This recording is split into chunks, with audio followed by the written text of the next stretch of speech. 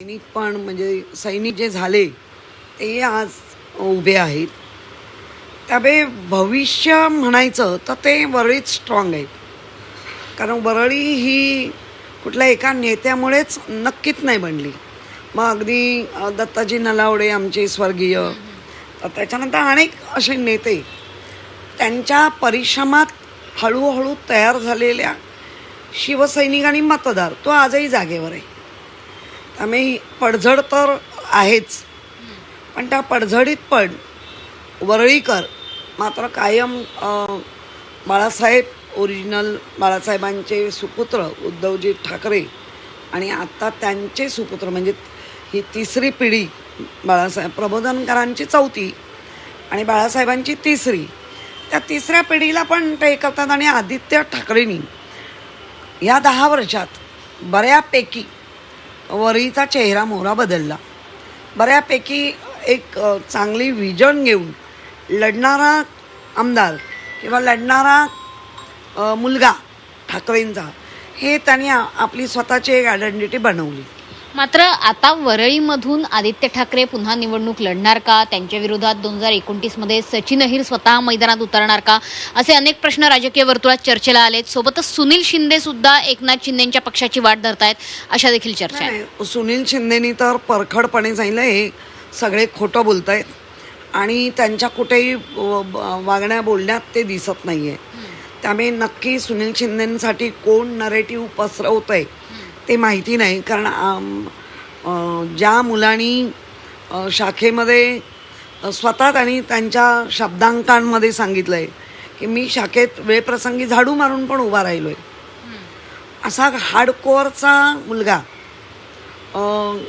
जाईल असा जो कोण नरेटिव्ह पसरवतो आहे त्याचा सपशेल त्यांनी खोडून काढलं आहे.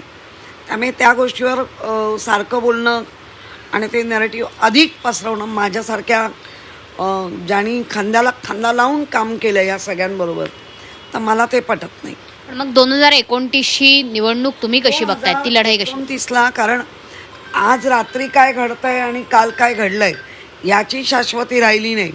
तर 2029ला ज्या पद्धतीने आत्ता जो SIR आलाय त्याच्यामध्ये सगळे व्यस्त आहेत. कारण तीच खरी मोठी लढाई आहे. ती पहिली चांगल्या पद्धतीने आम्ही लढू, जास्तीत जास्त आमचा मतदार हा आमच्या यादीत राहील असा आम्ही प्रयत्न आहे. पण मग त्यावेळेला काय होईल ते त्यावेळेचं ठरवू. पक्षाने आदेश दिला तर तुम्ही इच्छुक असाल का? मी तर आजही सांगते, मी कधीच अशा गोष्टीला थारा देत नाही. उद्धवजींना माझ्यासाठी जे योग्य वाटेल ते करा. सोबतच मुंबईमध्ये सध्या कालसुद्धा वादळी चर्चा झाली स्थायी समितीमध्ये. चेंबूरमधल्या झाड कोसळण्याच्या प्रकरणानंतर आता मुंबईतली एकापाठोपाठ एक झाडं पडण्याच्या घटना बघायला मिळत आहेत. काल मरीन ड्राईव्ह, त्याच्यानंतर चर्चगेट या ठिकाणी सुद्धा झाडं पडली आहेत. त्याच्यासाठीची उच्चस्तरीय चौकशी समिती गठीत करण्यात आली आहे. 3 अधिकाऱ्यांना निलंबित करण्यात आलं आहे. मात्र रस्त्यांची खोदकामं सध्या झाडांच्या आणि मुंबईकरांच्या जीवावर उठली आहेत का? मुळामध्ये अनेकदा आम्ही काही पर्याय सुचवले होते, लेखी पण पर्याय दिलेले होते. आणि ज्या पद्धतीने CC रोडचं हे जे एकदम छोट्या छोट्या म्हणजे लहान मायनर रस्त्यांना पण CC करण्याचा जो काय अट्टाहास आहे त्या अट्टाहासाचे हे परिणाम आहेत. मुळामध्ये जिथे जिथे मोठी झाडं आहेत आणि गल्लीसारखा रस्ता आहे म्हणजे 30 फुटाचा आहे 40 फुटाचा आहे, तिथे CC रोड बनवणं तो झाडांसाठी पण हार्मफुल झाला आहे आणि नागरिकांसाठी. कारण जे झाड आता पडलं आणि त्याच्यात एक बाळ गेलं ते पाहता जर आपल्याला लक्षात येईल की त्याचं जानेवारीच्या 2026लाच उद्या ह्या लोकांनी पत्र पण दिलं ना, तिथल्या वॉर्ड ऑफिसरनी लक्ष दिलं ना, तिथे वरिष्ठांना कळवलं. त्यामुळे मला वाटतं फारच हलगर्जीपणा आहे. आणि मग हे नक्की कोणाचे ऐकतात? 4 वर्षात तर धुडगूस घातला. 22-23-24चं जर किती झाडं पडून हे झाली, काय करतायत? मात्र जबाबदारी निश्चित करून केवळ निलंबन करणं इथपर्यंतच आता मर्यादा राहणार आहे का? रस्त्यांची जी खोदकामं झाली आहेत त्याच्यामुळे मोळसैल होत आहे. मनुष्यवधाचा गुन्हा दाखल झाला पाहिजे यांच्यावर. आणि जबाबदारी काय निश्चित जे एक्झिक्युटिव्ह रस्त्याला तयार होतात, त्यांना बढत्या मिळतात, त्यांना कळत नाही का स्वतःचं काम काय आहे ते.